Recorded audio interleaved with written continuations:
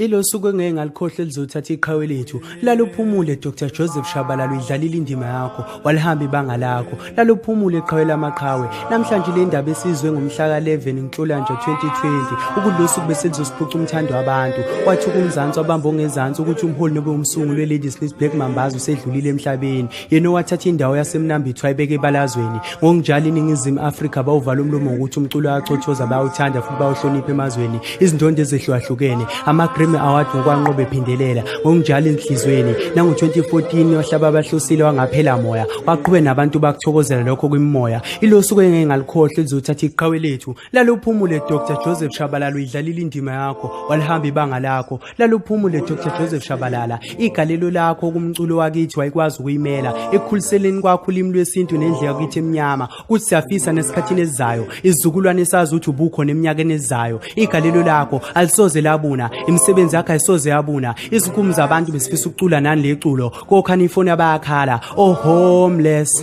homeless uthatha umhlaba wakithi obuya kwelinye izinga ulwisana nokuhlukumezwa komuntu omnyama yena wonke umuntu okhona eNingizimu Afrika.